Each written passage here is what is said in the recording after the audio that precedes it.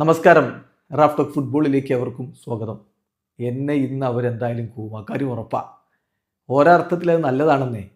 കാരണം മറ്റ് താരങ്ങളുടെ സമ്മർദ്ദം കുറയുമല്ലോ. ക്രിസ്ത്യാനോ റൊണാൾഡോ പറയുകയാണ്.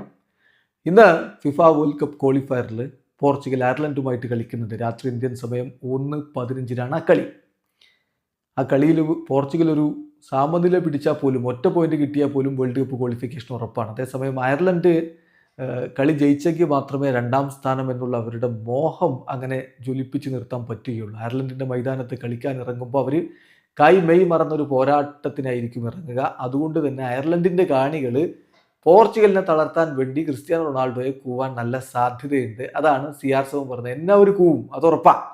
പക്ഷേ അത് മറ്റ് താരങ്ങളുടെ സമ്മർദ്ദം കുറക്കും. അദ്ദേഹം പറയുന്ന വാക്കുകളിലേക്ക് പോവുകയാണെങ്കിൽ അദ്ദേഹം പ്രീ മാച്ച് പ്രസ് കോൺഫറൻസിൽ പറയുകയാണ്, obviously the crowd will boo me tomorrow. Crowd എന്നെ കൂവും, എനിക്ക് ഉറപ്പാണ്.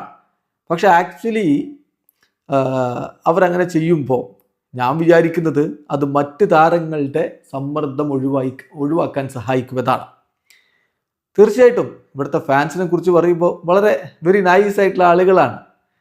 അവരുടെ ദേശീയ ടീമിനെ സപ്പോർട്ട് ചെയ്യാൻ വേണ്ടി വരുന്നു, അത് നല്ലതാണ്. എന്നെ സംബന്ധിച്ചിടത്തോളം ഇവിടെ വന്ന് കളിക്കുക, ഇതിലൂടെയൊക്കെ കടന്നു പോവുക, ടഫായിട്ടുള്ളൊരു പോരാട്ടം നടത്തുക എന്നൊക്കെ പറയുമ്പോൾ സന്തോഷമുണ്ടാക്കുന്ന കാര്യമാണ്. അവരെന്നെ കൂവെന്നുറപ്പാണ്. എന്നാലും അധികമൊന്നും കൂവില്ല എന്നാണ് ഞാൻ പ്രതീക്ഷിക്കുന്നത്. കാരണം ഞാൻ അവരോട് പറയുകയാണ്, ഞാൻ ഗുഡ് ബോയ് ആയിരിക്കും, പക്ഷേ എനിക്ക് എൻ്റെ ജോബ് ചെയ്തല്ലേ പറ്റൂ.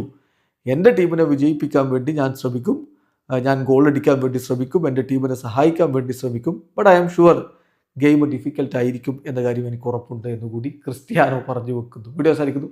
ഫുട്ബോൾ ലോകത്തെ കൂടുതൽ വിശേഷങ്ങളുമായി റാഫ് ടോക്സിൽ എത്താം.